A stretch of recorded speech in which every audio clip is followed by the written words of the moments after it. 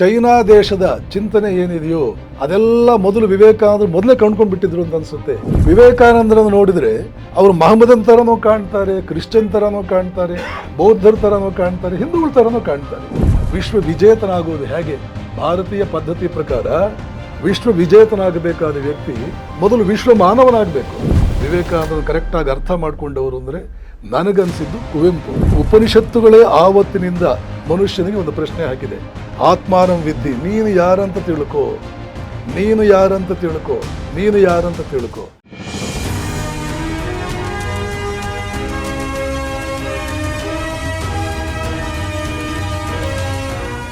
ನಮಸ್ಕಾರ. ಅರಿವು ಯೂಟ್ಯೂಬ್ ಚಾನೆಲ್ನ ಬಹುದಿನಗಳ ನಿರೀಕ್ಷೆಯ ಅಪೇಕ್ಷೆಯ ಕಾರ್ಯಕ್ರಮ. ನಮ್ಮ ಅರಿವನ್ನು ವಿಸ್ತಾರಗೊಳಿಸುವಲ್ಲಿ ಆಧ್ಯಾತ್ಮಿಕ ವ್ಯಕ್ತಿಗಳ ಪಾತ್ರ ಬಹಳ ಮುಖ್ಯ. ಅದರಲ್ಲೂ ವಿಶ್ವವೇ ನಮ್ಮತ್ತ ಅಂದರೆ ಭಾರತದತ್ತ ತಿರುಗಿ ನೋಡುವಂತೆ ಮಾಡಿದಂತಹ ಒಂದು ವ್ಯಕ್ತಿತ್ವದ ಮಾದರಿ ನಮ್ಮೆದುರಿಗಿದೆ. ಅದು ಇನ್ಯಾರೂ ಅಲ್ಲ, ಸ್ವಾಮಿ ವಿವೇಕಾನಂದ.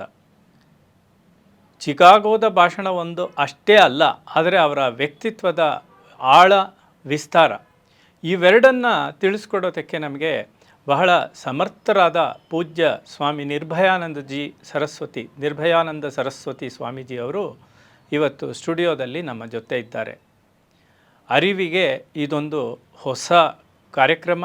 ನಿಮ್ಮೆಲ್ಲರಿಗೂ ಕೂಡ ವಿವೇಕಾನಂದರ ಚಿಂತನೆಯ ಪ್ರಸಾರ. ಈ ಕಾರ್ಯಕ್ರಮಕ್ಕೆ ತಮ್ಮನ್ನು ಸ್ವಾಗತಿಸ್ತೀನಿ. ಸ್ವಾಮೀಜಿನೂ ಕೂಡ ಬಹಳ ಗೌರವಪೂರ್ವಕವಾಗಿ ನಮ್ಮ ಅರಿವು ಚಾನೆಲ್ಗೆ ಮತ್ತು ವಿವೇಕಾನಂದ ಮಾಲೆಯ ಈ ಒಂದು ಪಾಡ್ಕ್ಯಾಸ್ಟ್ ಪ್ರೊಡಕ್ಷನ್ಗೆ ಆಹ್ವಾನಿಸ್ತಾ ಇದ್ದೀನಿ.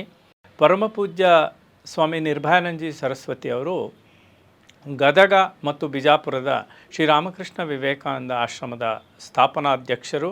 ಜೊತೆಗೆ ಬಹಳ ಸಮರ್ಥವಾಗಿ ಉತ್ತರ ಕರ್ನಾಟಕದಲ್ಲಿ ಅಷ್ಟೇ ಅಲ್ಲ, ಇಡೀ ಭಾರತದಲ್ಲಿ ಇನ್ನೂ ಮೀರಿ ವಿಶ್ವದಲ್ಲಿ ಇವತ್ತು ಹೆಸರನ್ನು ಗಳಿಸಿರ್ತಕ್ಕಂಥ ಸನ್ಯಾಸಕ್ಕೆ ಸೂಕ್ತವಾಗಿ ತಮ್ಮ ಆದರ್ಶವನ್ನು ಬದುಕನ್ನು ರೂಢಿಸಿಕೊಂಡಂಥ ವ್ಯಕ್ತಿ. ಪರಮ ಪೂಜ್ಯರನ್ನು ಮತ್ತೊಮ್ಮೆ ಸ್ಟುಡಿಯೋಗೆ ಸ್ವಾಗತಿಸ್ತೀನಿ. ಸ್ವಾಮೀಜಿ, ನಮ್ಮ ಭಾರತದ ಪರಂಪರೆಯಲ್ಲಿ ಮತ್ತು ವಿಶ್ವದ ಪರಂಪರೆಯಲ್ಲಿ ಅನೇಕ ಸಾಧು ಸನ್ಯಾಸಿಗಳು ಬಂದು ಹೋಗಿದ್ದಾರೆ. ಆದರೆ ನಾವೆಲ್ಲ ವಿಶೇಷವಾಗಿ ವಿವೇಕಾನಂದರನ್ನು ಆಧರಿಸೋದಕ್ಕೆ ಕಾರಣ ಏನು ಸ್ವಾಮೀಜಿ? ಕಾರಣ ಇಷ್ಟೇ, ವಿವೇಕಾನಂದರು ಸಮಗ್ರ ಜೀವನವನ್ನೇ, ಇಹಜೀವನ ಪರಜೀವನ, ಈ ಇಡೀ ಜೀವನವನ್ನೇ ಶ್ರೀಮಂತಗೊಳಿಸ್ಕೊಳ್ಳೋದಕ್ಕೆ, ಅದರ ಆಚೆಗೆ ಇನ್ನೇನೂ ಇಲ್ಲ ಅನ್ನೋಷ್ಟರ ಮಟ್ಟಿಗೆ ಪರಿಪೂರ್ಣಗೊಳಿಸ್ಕೊಳ್ಳೋದಕ್ಕೆ ಯಾವ ಅಂಶ ಬೇಕೋ ಒಂದನ್ನು ಬಿಡದೆ ಇಡೀ ಪ್ರಪಂಚಕ್ಕೆ, ಮನುಕುಲಕ್ಕೆ ಅರ್ಥವಾಗುವ ಹಾಗೆ, ಮನದಟ್ಟಾಗುವ ಹಾಗೆ, ಅವರು ಒಪ್ಪಿಕೊಳ್ಳುವ ರೀತಿಯಲ್ಲಿ ಜನರ ಮುಂದೆ ಜ್ಞಾನವನ್ನು ಇಟ್ಟವರು. ಇಷ್ಟರ ಮಟ್ಟಿಗೆ ಮನುಕುಲದ ಉದ್ಧಾರಕ್ಕಾಗಿ ಶ್ರಮಿಸಿದ ವ್ಯಕ್ತಿಯನ್ನು ನಾನಂತೂ ಎಲ್ಲೂ ಕಾಣಲಿಲ್ಲ.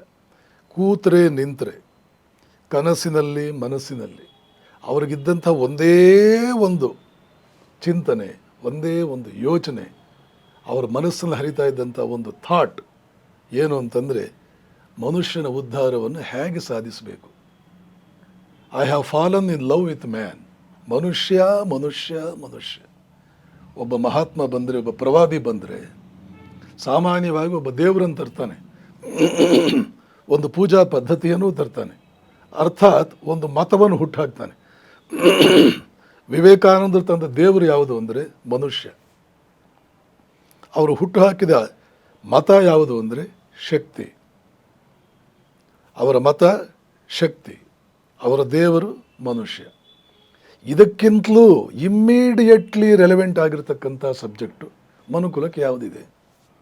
ಇದಕ್ಕಿಂತಲೂ ಸಾರ್ವಕಾಲಿಕವಾಗಿ, ಸಾರ್ವತ್ರಿಕವಾಗಿ ಆಸ್ತಿಕನೋ ನಾಸ್ತಿಕನೋ, ದೇವರಲ್ಲಿ ನಂಬ್ತಾನೋ ಬಿಡ್ತಾನೋ, ಬಡವನೋ ಶ್ರೀಮಂತನೋ, ಯಾವುದೇ ವ್ಯಕ್ತಿ ಆಗಿರಲಿ, ಯಾವುದೇ ವ್ಯಕ್ತಿಗೆ ಬೇಕಾಗಿರ್ತಕ್ಕಂಥದ್ದು ಒಂದು ಆಸೆ ಇರುತ್ತೆ, ನಾನು ಇನ್ನಷ್ಟು ಪವರ್ಫುಲ್ ಆಗಬೇಕು, ಇನ್ನಷ್ಟು ಬೆಳೀಬೇಕು, ಇನ್ನಷ್ಟು ಉದ್ಧಾರವಾಗಬೇಕು, ಇನ್ನಷ್ಟು ನನ್ನ ಪ್ರಭಾವ ಆಗಬೇಕು, ನಾನು ಬೆಳೀಬೇಕು.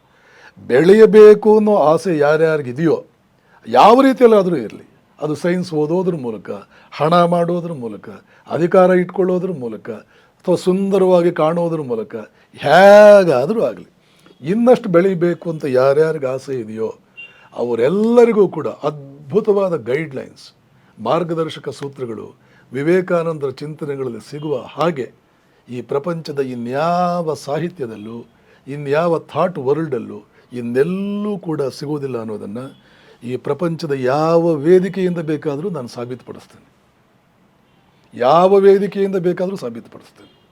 ಆದ್ದರಿಂದ ಇವತ್ತು ವಿವೇಕಾನಂದರು ವಿಶ್ವಮಾನ್ಯರು. ಕಮ್ಯುನಿಸ್ಟರು ವಿವೇಕಾನಂದರಂತ ಆದರ್ಶವಾಗಿ ಒಪ್ಕೊಂಡಿದ್ದಾರೆ.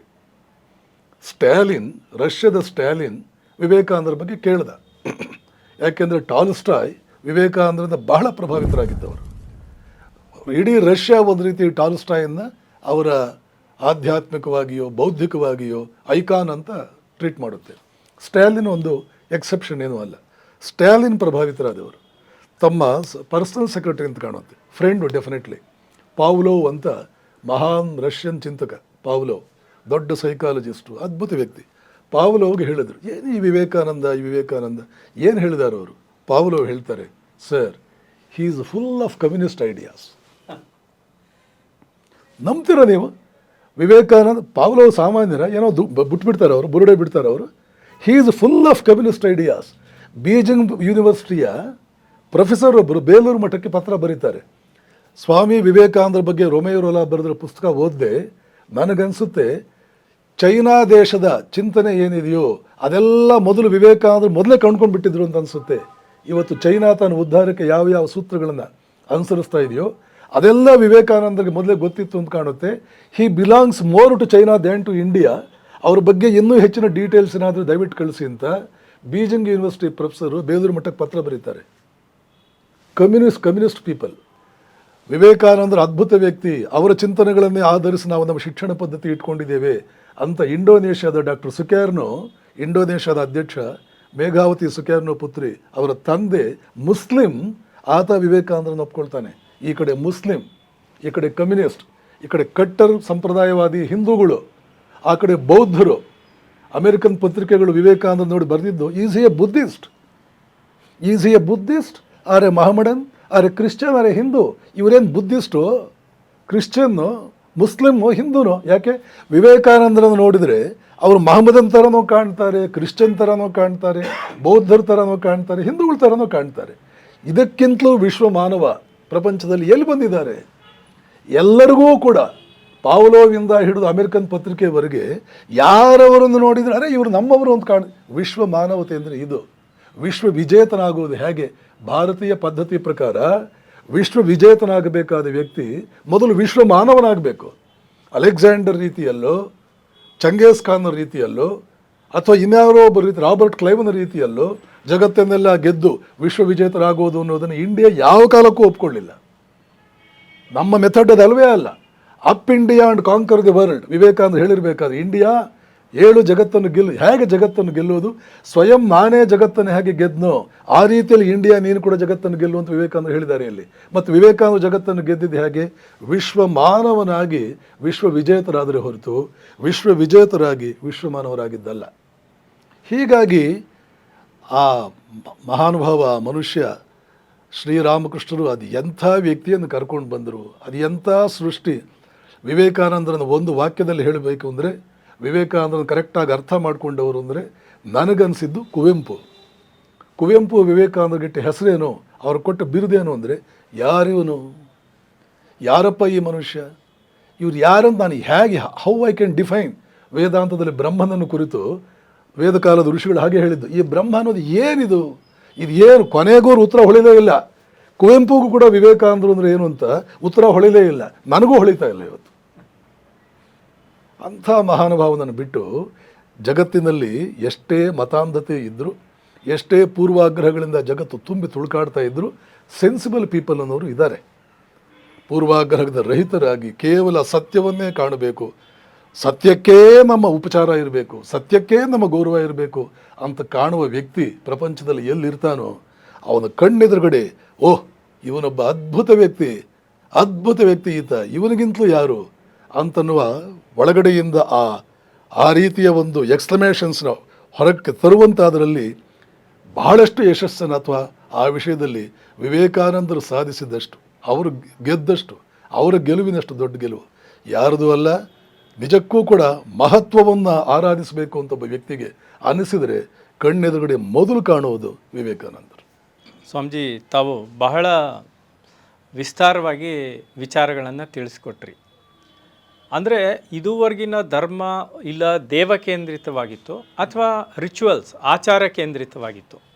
ಮನುಷ್ಯ ಕೇಂದ್ರಿತವಾಗಿ ಧರ್ಮದ ವ್ಯಾಖ್ಯಾನವನ್ನು ಕೊಟ್ಟವರು ವಿವೇಕಾನಂದರು ಅಂತ ತಮ್ಮ ಅಭಿಪ್ರಾಯ ಅಂತ ನಾನು ತಿಳ್ಕೊಳ್ತೀನಿ. ಇದು ಸರಿನಾ ಸ್ವಾಮೀಜಿ? ಇಲ್ಲ, ಸನಾತನ ಧರ್ಮದ ಮೊದಲಿಂದಲೂ ಸನಾತನ ಧರ್ಮದ ಕೇಂದ್ರ ಬಿಂದು ಮನುಷ್ಯನೇ. ದೇವರಿಗೆ ಸನಾತನ ಧರ್ಮ ಏನೂ ಮಾಡಬೇಕಾದ್ದಿಲ್ಲ. ಯಾವುದಾದ್ರೂ ಧರ್ಮ ದೇವರ ವಿಷಯದಲ್ಲಿ ಅವರನ್ನು ಜನಪ್ರಿಯಗೊಳಿಸೋದು, ದೇವರ ಮಹಿಮೆಯನ್ನು ಹಾಡಿ ದೇವರನ್ನು ದೊಡ್ಡದು ಮಾಡೋದು, ಯಾವ ದೇವರಿಗೂ ಅದರ ಅವಶ್ಯಕತೆ ಇಲ್ಲ. ಅದು ಮನುಷ್ಯನ ಅಜ್ಞಾನ. ಮನುಷ್ಯ ದೇವರನ್ನು ಹೊಗಳು ಬಿಟ್ಟರೆ ದೇವರು ಬಹಳ ಸುಪ್ರೀತನಾಗ್ತಾನೆ ಅಂತ ತಿಳ್ಕೊಂಡ್ರೆ ಅದು ತಪ್ಪಂತ ನಾನು ಹೇಳಲ್ಲ, ಆದರೆ ಅತ್ಯಂತ ಕೆಳಮಟ್ಟದ ಒಂದು ಅಂಡರ್ಸ್ಟ್ಯಾಂಡಿಂಗ್. ಆದರೆ ನಿಜಕ್ಕೂ ಪರಮಾತ್ಮನ ನಾವು ಅರ್ಥ ಮಾಡ್ಕೊಳ್ಬೇಕಾದ ಯಾವ ರೀತಿಯಲ್ಲಿ ಅಂದರೆ, ಅವನು ನಮ್ಮಿಂದ ಏನು ಬಯಸ್ತಾನೆ, ಯಾವ ಜೀವನವನ್ನು ಬಯಸ್ತಾನೆ. ಪರಮಾತ್ಮ ನಮ್ಮಿಂದ ಸ್ತೋತ್ರ ಬಯಸಲ್ಲ, ಪರಮಾತ್ಮ ನಮ್ಮಿಂದ ಪೂಜೆ ಬಯಸಲ್ಲ. ನಾವು ನಮ್ಮ ಖುಷಿಗಾಗಿ ಪೂಜೆ ಮಾಡಿದ್ದು, ನಾವು ನಮ್ಮ ಖುಷಿಗಾಗಿ ಸ್ತೋತ್ರ ಮಾಡಿದ್ದು, ಅದಕ್ಕೆ ಭಗವಂತನ ಆಕ್ಷೇಪಣೆ ಏನೂ ಇಲ್ಲ, ಅದೇನೂ ಖಂಡಿತವಾಗಿಲ್ಲ. ಆದರೆ ನಿಜಕ್ಕೂ ಪರಮಾತ್ಮ ನಮ್ಮಿಂದ ಬಯಸಿದ್ದು, ವೇದ ಕಾಲದ ಋಷಿಗಳು ವೇದಗಳನ್ನು ರಚಿಸಿ ಆ ವೇದಗಳನ್ನು ಆರ್ಯರಿಗೆ ಅಥವಾ ಭಾರತೀಯರಿಗೆ ಕೊಟ್ಟು ಅವರು ಬಯಸಿದ್ದೇನು ಅಂದರೆ, ನೀನು ಮಲಗಿರುವ ಸಿಂಹ, ದೇವರು ಅನ್ನುವಂಥದ್ದು ಎದ್ದಿರುವ ಸಿಂಹ. ಸನಾತನ ಧರ್ಮದ ತಿರುಳು ಇಷ್ಟೇ, ಮನುಷ್ಯ ಮಲಗಿರುವ ಸಿಂಹ, ದೇವರು ಅನ್ನುವಂಥದ್ದು ಪರಮಾತ್ಮ ಅನ್ನುವಂಥ ಎದ್ದಿರುವ ಸಿಂಹ. ಡಿಫರೆನ್ಸ್ ಏನು? ಅದು ಎದ್ದಿದೆ, ಇದು ಮಲಗಿದೆ ಅಷ್ಟೇ. ಆದ್ದರಿಂದ ಮನುಷ್ಯನನ್ನು ದೇವರನ್ನಾಗಿಸುವುದಕ್ಕೆ ನಾವು ಕೈಗೊಳ್ಳಬೇಕಂತ ಪ್ರಕ್ರಿಯೆ ಏನು? ಕೇವಲ ಹೇಳೋದು. ಇಡೀ ಉಪನಿಷತ್ತಿನ ಧ್ಯೇಯವಾಕ್ಯ ಅಥವಾ ಪ್ರಧಾನ ತತ್ವ ಸಾರ ಏನು ಅಂದರೆ, ಎದ್ದೇಳು. ಆ ಎದ್ದೇಳುವ ಆ ಪ್ರಕ್ರಿಯೆಯಲ್ಲಿ ಗುರಿ ಮುಟ್ಟುವವರೆಗೆ ನಿಲ್ಲದಿರು. ಹೀಗಾಗಿ ಉಪನಿಷತ್ತುಗಳೇ ಆವತ್ತಿನಿಂದ ಮನುಷ್ಯನಿಗೆ ಒಂದು ಪ್ರಶ್ನೆ ಹಾಕಿದೆ, ಆತ್ಮಾನಂ ವಿದ್ಧಿ, ನೀನು ಯಾರಂತ ತಿಳ್ಕೋ. ಆದರೆ ಅನ್ಫಾರ್ಚುನೇಟ್ಲಿ ಏನಾಯಿತು ಅಂದರೆ, ಸನಾತನ ತತ್ವಗಳಿಗೆ 4 ಚಾನಲ್ಗಳಿವೆ, 4 ಮಹಾಪ್ರವಾಹಗಳಿವೆ. ಅದನ್ನೇ ಯೋಗಗಳು ಅಂತ ಕರಿತೀವಿ. ಜ್ಞಾನಯೋಗ, ಭಕ್ತಿಯೋಗ, ಕರ್ಮಯೋಗ ಮತ್ತು ರಾಜಯೋಗ. ಬಹಳಷ್ಟು ಜನ ಸನಾತನ ಧರ್ಮ ಅಂದರೆ ಅಂದ್ಕೊಂಡಿದ್ದು ಕೇವಲ ಭಕ್ತಿಯೋಗವನ್ನು, ಈ 3 ಯೋಗಗಳನ್ನು ಬಿಟ್ಬಿಟ್ರು. ಭಕ್ತಿಯೋಗ ಸನಾತನ ಧರ್ಮದ 4 ಆಣೆ ಮಾತ್ರ. ಇವತ್ತು ವಿಗ್ರಹಗಳು ಯಾಕೆ ಮತ್ತು ಪೂಜೆ ಪುನಸ್ಕಾರ ಯಾಕೆ, ನಾಗರಹಾವಿಗೆ ನೀವು ಹಾಲು ಎರಿತೀರಿ ಯಾಕೆ, ಇವರು ಈ ಆಕ್ಷೇಪಣೆಗಳೆಲ್ಲ ತೆಗಿತಾ ಇರೋದು ಭಕ್ತಿಯೋಗದ ವಿರುದ್ಧ. ಆದರೆ ಭಕ್ತಿಯೋಗ ಅಂದರೆ ಏನು ಗೊತ್ತಾ? ಎಲ್ಲಿ ಪ್ರಶ್ನೆಗೆ ಅವಕಾಶವೇ ಇಲ್ಲವೋ ಅದು ಭಕ್ತಿಯೋಗ. ಯಾರಿಗಾದರೂ ಸನಾತನ ಧರ್ಮ ಪ್ರಶ್ನೆ ಮಾಡಬೇಕು ಅಂತಿದ್ರೆ ಜ್ಞಾನಯೋಗ ಕಾದು ಕುಳಿತಿದೆ, ಬನ್ನಿ ನಮಗೆ ಪ್ರಶ್ನೆ ಮಾಡಿ. ಪ್ರಶ್ನೆ ಮಾಡುವ ಪ್ರಾಶ್ನಿಕರಿಗೋಸ್ಕರವೇ ನಾವಿದ್ದೇವೆ ಅಂತ ಜ್ಞಾನಯೋಗ ಅನ್ನುವಂಥ ಒಂದು ರಾಯಲ್ ರೋಡ್, ಒಂದು ಹೈವೇ ಕಾದು ನಿಂತಿದೆ. ಜ್ಞಾನಯೋಗವನ್ನು ಇವತ್ತು ಬುದ್ಧಿಜೀವಿಗಳು ಅಂತ ಅಂದ್ಕೊಂಡವರು, ವಿಚಾರವಂತರು ಅಂತ ಅಂದ್ಕೊಂಡವರು ಒಬ್ಬರಾದರೂ ಜ್ಞಾನಯೋಗದ ಬಗ್ಗೆ ಪ್ರಶ್ನೆ ಕೇಳ್ತಾ ಇಲ್ಲ. ಪ್ರಶ್ನೆ ಕೇಳಬೇಕಾದ್ದು ಜ್ಞಾನಯೋಗದ ಬಗ್ಗೆ. ಭಕ್ತಿಯೋಗ ಇರುವುದು ಯಾವ ಜನರಿಗೋಸ್ಕರ ಅಂದರೆ, ಏನೂ ಪ್ರಶ್ನೆ ಕೇಳದೆ ಭಗವಂತ ಸರ್ವಶಕ್ತ, ಅವನಿಗೆ ಎಲ್ಲವೂ ಸಾಧ್ಯ, ಎಲ್ಲವೂ ಅವನೇ, ನಾವು ಹ್ಯಾಕ್ ಹೋಗಿದ್ರೂ ಅವನು ಒಪ್ಕೊಳ್ತಾನೆ ಅಂತ ಯಾರು ಭಾವಿಸಬಲ್ಲರೋ ಅವರಿಗೆ ಮಾತ್ರ ಭಕ್ತಿಯೋಗ ಸೀಮಿತ. ದುರದೃಷ್ಟವಶಾತ್ ಕಳೆದ ಸುಮಾರು 1000 ವರ್ಷ ಅಥವಾ ಅದಕ್ಕಿಂತಲೂ ಹೆಚ್ಚಾಗಿ ಧರ್ಮ ಅಂದರೆ, ವಿಶೇಷವಾಗಿ ಸನಾತನ ಧರ್ಮ ಅಂದರೆ ಭಕ್ತಿಯೋಗ, ಅದರಲ್ಲೂ ಪೂಜಾ ವಿಧಾನ, ಅದರಲ್ಲೂ ಸಾಂಪ್ರದಾಯಿಕತೆ, ಅದರಲ್ಲೂ ಸ್ವಲ್ಪ ದೇಶಾಚಾರ ಕಂದಾಚಾರ, ಈ ರೀತಿಯಲ್ಲಿ ಅತ್ಯಂತ ಸೀಮಿತ ಅಥವಾ ಒಂದು ಸೀಮಿತ ವರ್ಷನ್ ಅಥವಾ ಡಿಸ್ಟಾರ್ಟೆಡ್ ವರ್ಷನ್ನನ್ನೇ ನಮ್ಮ ಸನಾತನ ಧರ್ಮ ಅಂತ ಬಿಂಬಿಸಲಾಯಿತು. ಅದು ಬಿಂಬಿಸಿದವರು ತಪ್ಪು. ಇವರು ತಪ್ಪಾಗಿ ಬಿಂಬಿಸಿದ್ದಕ್ಕೆ ಕೆಲವರು ವೈಚಾರಿಕರು ಇದ್ಯಾಕೆ ಈ ರೀತಿ ಇದೆ ಅಂತ ಪ್ರಶ್ನಿಸಿದರೆ ಹೊರತು ಅವರು ಪ್ರಶ್ನೆ ಮಾಡಿದ್ದೇ ತಪ್ಪು ಅಂತ ನಾನು ಎಂದಿಗೂ ಅನ್ನಲ್ಲ. ಏಕೆಂದರೆ ಪ್ರಶ್ನೆ ಮಾಡಿ ನಮ್ಮನ್ನ ಅಂತ ಒಂದು ಪುಟಕ್ಕೆ 10 ಸಲ ಕೂಗಿ ಹೇಳುವ ಒಂದು ಧರ್ಮ ಇದ್ದರೆ ಅದು ಸನಾತನ ಧರ್ಮ. ಉಪನಿಷತ್ತು ಕೇನೋಪನಿಷತ್, ಕೇನ ಅನ್ನೋದು ಅದು ಮೊದಲನೇ ಪ್ರಶ್ನೋಪನಿಷತ್ ಅಂತಲೇ ಒಂದು ಉಪನಿಷತ್ತು. ಪ್ರಶ್ನೆ ಮಾಡಿ ಪ್ರಶ್ನೆ ಮಾಡೋದಕ್ಕೆ ಹೊರಟ್ರೆ ಇನ್ನಷ್ಟು ಪ್ರಜ್ವಲಿಸುತ್ತೆ ಸನಾತನ ಧರ್ಮ. ಏಕೆಂದರೆ ಅದು ಬೆಂಕಿ, ಗೀಚಿದಷ್ಟು ಬೆಂಕಿ ಪ್ರಜ್ವಲಿಸುತ್ತೆ. ಹೀಗಾಗಿ ಪ್ರಾಷ್ಟಿಕರಿಗೆಂದು ಹೆದರ್ಕೊಂಡಿದ್ದಲ್ಲ. ಮತ್ತು ಸನಾತನ ಧರ್ಮವು ಆವತ್ತಿನಿಂದ ಇದನ್ನು ಹೇಳಿದ್ರು, ಜನ ಅದನ್ನೆಲ್ಲ ಮರೆತು ಬಿಟ್ಟಿದ್ರು. ವಿವೇಕಾನಂದರು ಬಂದು ಏನು ಮಾಡಿದರು, ಆ ಒಂದು ಪಾಯಿಂಟನ್ನು ಎತ್ತಿ ಹಿಡಿದರು. ಕೇವಲ ಅದ್ವೈತವನ್ನೇ ನಾನು ಬೋಧನೆ ಮಾಡಿದೆ ಪಶ್ಚಿಮದಲ್ಲಿ. ಏಕೆಂದರೆ ಯಾವ ವಿಜ್ಞಾನಕ್ಕೂ ಹೆದರದೆ, ವಿಜ್ಞಾನಕ್ಕೆ ಸವಾಲು ಹಾಕಿ, ಪಾಪ ಈ ನೆನ್ನೆ ಮೊನ್ನೆ ನೀನು ಕಣ್ಣು ತೆರಿತಾ ಇದೆಯಾ ವಿಜ್ಞಾನವೇ, ನಿನಗೆ ಏನು ಬೋಧನೆ ಬೇಕು, ಯಾವ ಜ್ಞಾನ ಬೇಕು ಕೇಳು, ನಾ ಹೇಳ್ತೇನೆ ಅಂತ ಎದೆಯುಬ್ಬಿಸಿ ಹೇಳುವ ತಾಕತ್ತಿರುವುದು ಇವತ್ತು ಜ್ಞಾನಯೋಗ ಅಥವಾ ಅದ್ವೈತ ವೇದಾಂತಕ್ಕೆ. ಹೀಗಾಗಿ ವಿಜ್ಞಾನ ಸಾಕಷ್ಟು ವಿಜ್ಞಾನ ಒಪ್ಪಿಕೊಳ್ಳದೆ, ವಿಜ್ಞಾನದ ಸ್ಯಾಂಕ್ಷನ್ ಇಲ್ಲದೆ, ವಿಜ್ಞಾನದ ಅನುಮತಿ ಇಲ್ಲದೆ ನಾವು ಏನನ್ನು ಒಪ್ಕೊಳ್ಳೋದಿಲ್ಲ ಅಂತ ಯೋಚನೆ ಮಾಡ್ತಾ ಇದ್ದ ಕಾಲದಲ್ಲಿ ವಿವೇಕಾನಂದರು ಸನಾತನ ಧರ್ಮದ ವೈಜ್ಞಾನಿಕ ಆಯಾಮವನ್ನೇ ಒಳಗೊಂಡ ಜ್ಞಾನಯೋಗವನ್ನು ಹೆಚ್ಚು ಒತ್ತು ಕೊಟ್ಟು ಬೋಧನೆ ಮಾಡಿದರು. ಮತ್ತು ಭಕ್ತಿಯೋಗದ ಪ್ರಶ್ನೆ ಬಂದರೆ ಯಾವತ್ತೂ ಸ್ವಾತಂತ್ರ್ಯ ಇದ್ದೇ ಇದೆ. ಬೇಕೆಂಬ ರೀತಿಯಲ್ಲಿ ಪೂಜೆ ಮಾಡಿಕೊಳ್ಳಿ, ಬೇಕೆಂಬ ರೀತಿಯಲ್ಲಿ ಸ್ತೋತ್ರ ಪಠನ ಮಾಡಿಕೊಳ್ಳಿ, ಆದರೆ ನೆನಪಿಟ್ಕೊಳ್ಳಿ, ಧರ್ಮದ ತತ್ವ ಏನು, ಧರ್ಮದ ಸಾರವೇನು ಅಂತ ತಿಳ್ಕೊಳ್ಬೇಕು ಅಂದರೆ ನೀವು ಜ್ಞಾನಯೋಗವನ್ನೇ ಓದಬೇಕು, ಜ್ಞಾನಯೋಗವನ್ನೇ ಮುಂದಕ್ಕಿಡಬೇಕು ಅನ್ನುವಂಥದ್ದನ್ನು ವಿವೇಕಾನಂದರು ಸ್ಪಷ್ಟವಾಗಿ ತಿಳಿಸ್ಕೊಟ್ರು. ನಾವೆಲ್ಲ ಈಗ ಒಪ್ಕೊಂಡಿದ್ದೀವಿ ಸ್ವಾಮಿ ವಿವೇಕಾನಂದರು ಒಂದು ಶ್ರೇಷ್ಠ ಮಾದರಿ ಒಂದು ವ್ಯಕ್ತಿತ್ವ ಅಂತ. ಇಂತಹದ್ದೊಂದು ವ್ಯಕ್ತಿತ್ವದ ನಿರ್ಮಾಣ ಆಗಬೇಕಾದ್ರೆ ಆ ತಂದೆ ತಾಯಿಗಳ ಪಾತ್ರ, ಆ ಮನೆಯ ಪಾತ್ರ, ಅದರ ಹಿನ್ನೆಲೆ, ಇದರ ಬಗ್ಗೆ ಅಂದರೆ ವಿವೇಕಾನಂದರು ಅವರೊಬ್ಬರೇ ಆಗಬೇಕಾ, ನಾವೆಲ್ಲರೂ ಆಗ್ಬೋದಾ? ಸ್ವಯಂ ವಿವೇಕಾನಂದರ ಮಾತಿನಲ್ಲಿ ಇದಕ್ಕೆ ಉತ್ತರ ಕೊಡ್ತೇನೆ. ಅವರೇ ಹೇಳ್ತಾರೆ, ಓ ಭಾರತೀಯ ಯುವಕರೇ, ಒಂದು ಯುವಕರ ಸಭೆಯನ್ನು ಉದ್ದೇಶಿಸಿ, ನನ್ನಲ್ಲಿ ಹರಿಯೋ ರಕ್ತ ನಿಮ್ಮಲ್ಲಿ ಹರಿಯೋ ರಕ್ತ ಎರಡೂ ಒಂದೇ. ನಾನು ಪೂಜೆ ಮಾಡಿದ್ದೇವರು, ನನ್ನ ತಾಯಿ ಪೂಜೆ ಮಾಡಿದ್ದೇವರು, ನಿಮ್ಮ ತಾಯಿ ಪೂಜೆ ಮಾಡಿದ್ದೇವರು ಒಂದೇ. ನಾನು ಕುಡಿಯೋ ನೀರು, ನೀವು ಕುಡಿಯೋ ನೀರು, ನಾನು ತಿನ್ನುವ ಅನ್ನ, ನಾನು ನಡೆದಾಡುವ ಭೂಮಿ, ನೀವು ತಿನ್ನುವ ಅನ್ನ, ನೀವು ನಡೆದಾಡುವ ಭೂಮಿ ಒಂದೇ. ನಮ್ಮಿಬ್ಬರಲ್ಲೂ ಯಾಕೆ ಇಷ್ಟು ವ್ಯತ್ಯಾಸ? ಈ ಪ್ರಶ್ನೆಗಳು, ವಿವೇಕಾನಂದ ಕೇಳೋ ಪ್ರಶ್ನೆಗಳ ಹಿನ್ನೆಲೆಯ ತಾತ್ಪರ್ಯ ಏನು? ನೀವು ಕೂಡ ನನ್ನಂತೆ ಆಗಬಲ್ಲರಿ ಅಂತಲೇ. ಯಾರು ಬೇಕಾದರೂ ನನ್ನ ಹಾಗೆ ಆಗಬಲ್ಲರು. ಬುದ್ಧ ಹೇಗೆ ಹೇಳ್ತಿದ್ದ, ಯಾರು ಬೇಕಾದರೂ ಬುದ್ಧ ಆಗಬಲ್ಲರು, ಬುದ್ಧ ಅನ್ನುವಂಥದ್ದು ಒಂದು ಸ್ಥಿತಿ ಅಂತ ಬುದ್ಧ ಮಹಾತ್ಮ ಹೇಗೆ ಹೇಳ್ದ, ಹಾಗೆಯೇ ವಿವೇಕಾನಂದರು ಎಷ್ಟೋ ವಿಷಯಗಳಲ್ಲಿ ಬುದ್ಧನನ್ನು ಹೋಲ್ತಾರೆ ಅವರು. ವಿವೇಕಾನಂದರು ಹೇಳಿದ್ದು, ನಿಮ್ಮಲ್ಲಿ ಒಬ್ಬೊಬ್ಬರೂ ನನ್ನಂತೆ ಆಗಬಲ್ಲರು ಯಾವಾಗ ನಾನು ಬೆಳೆದು ಬಂದ ರೀತಿ, ನನ್ನ ತಾಯಿ ನನ್ನನ್ನು ಪಡ್ಕೊಂಡ ರೀತಿ, ನಿಮ್ಮ ತಾಯಿ ನಿಮ್ಮನ್ನು ಪಡ್ಕೊಂಡ ರೀತಿ. ಇದು ವಿವೇಕಾನಂದರು ಹೇಳಲಿಲ್ಲ. ಆ ಮಾತಿಗೆ ಅರ್ಥ ನಾವು ಇಲ್ಲಿ ಅರ್ಥ ಮಾಡ್ಕೋಬೇಕು. ನನ್ನ ಮನೆತನದ ಹಿನ್ನೆಲೆ ಅದೇ ರೀತಿಯಲ್ಲಿ ನಿಮ್ಮ ಮನೆತನದ ಹಿನ್ನೆಲೆ ಇದ್ದರೆ, ನನ್ನ ತಾಯಿ ನನ್ನನ್ನು ಪಡ್ಕೊಂಡ ರೀತಿಯಲ್ಲಿ ನಿಮ್ಮ ತಾಯಿಯಂದರು ನಿಮ್ಮನ್ನು ಪಡ್ಕೊಳ್ಳೋಕೆ ಪ್ರಯತ್ನ ಪಟ್ಟರೆ ಸ್ವಲ್ಪ ಹೆಚ್ಚು ಕಡಿಮೆ ನೀವು ಕೂಡ ನನ್ನ ಹಾಗೆ ಆಗ್ತೀರಿ. ಇದು ಯಾವ ಕಾಲದಲ್ಲೂ ಬುದ್ಧ ಪೂರ್ವ ಹಲವು ಶತಮಾನಗಳ ಹಿಂದೆ ಎಷ್ಟು ನಿರ್ಮಾಣವಾಗಿರಬಹುದು, ಇಲ್ಲ ಬುದ್ಧನ ಕಾಲದಲ್ಲೂ ಬುದ್ಧನ ನಂತರ ಒಂದೆರಡು ಶತಮಾನ ಕಾಲದಲ್ಲಿ ನಿರ್ಮಾಣವಾಗಿರ್ಬೋದು. ಮಹಾನಿರ್ವಾಣ ತಂತ್ರ, ಗೃಹ್ಯ ಸೂತ್ರಗಳು, ಕರ್ಮಯೋಗ, ಇದರಲ್ಲೆಲ್ಲ ಒಬ್ಬ ಶ್ರೇಷ್ಠ ಮಗನನ್ನು ಪಡೆದುಕೊಳ್ಳೋದು ಹೇಗೆ ಸಾಕಷ್ಟು ವಿವರಗಳು ಇವೆ. ಅದರಲ್ಲೂ ಈಶಾವಾಸ್ಯ ಉಪನಿಷತ್ತು 2ನೇ ಶ್ಲೋಕದಲ್ಲೂ ಒಂದು ಅರ್ಥದಲ್ಲಿ 3ನೇ ಶ್ಲೋಕ, ಇನ್ನೊಂದು ಅರ್ಥದಲ್ಲಿ 2ನೇ ಶ್ಲೋಕ. ಕುರ್ವನ್ನೇವೇಹ ಕರ್ಮಾಣಿ ಜಿಜೀವಿಷೇತ್ ಶತಕಂ ಸಮಾಹ ಏವಂ ತ್ವಯಿ ನಾಣ್ಯತೆ ತೋಸ್ತಿ ನ ಕರ್ಮ ಲಿಪ್ಯತೆ ನರೆ ಅಂತ ಹೇಳುತ್ತೆ. ಮಾಡಬೇಕಾದ ಕರ್ತವ್ಯಗಳನ್ನು ಮಾಡ್ತಾ ಗೃಹಸ್ಥನಾದವನು 100 ವರ್ಷ ಬದುಕುವುದಕ್ಕೆ ಆಸೆ ಪಡಬೇಕು. ಬಹಳ ಆಪ್ಟಿಮಿಸ್ಟಿಕ್ ನೋಟ್ ಒಂದು ಕಾಣುತ್ತೆ. 100 ವರ್ಷ ಪಶ್ಯೇಮ ಶರದಶ್ಯತಂ ಶೃಣ್ಯಾಮ ಶರದಶ್ಯತಂ ಪ್ರಬ್ರುವಾಮ ಶರದಶ್ಯತಂ, 100 ವರ್ಷ ಬದುಕಬೇಕು, 100 ಶರತ್ಕಾಲಗಳನ್ನು ನಾವು ಕಾಣಬೇಕು, 100 ವರ್ಷ.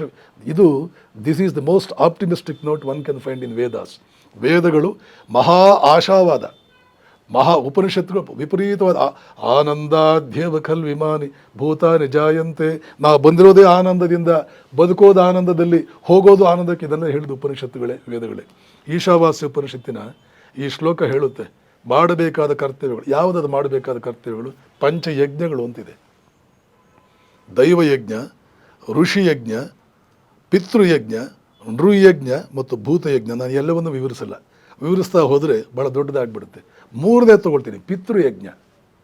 ಪಿತೃಯಜ್ಞ ಅಂದರೆ ಏನು ಗೊತ್ತಾ? ಕುಟುಂಬದಲ್ಲಿ ಗೃಹಸ್ಥನಾದವನು ತನ್ನ ಮಕ್ಕಳಿಗೆ, ಮೊಮ್ಮಕ್ಕಳಿಗೆ ಪವರ್ಫುಲ್ವಾದ ಜೀನ್ಸ್ ನಿರ್ಮಾಣ ಮಾಡಿಕೊಡ್ಬೇಕು. ಹೇಗೆ ಸ್ವಾಮೀಜಿ?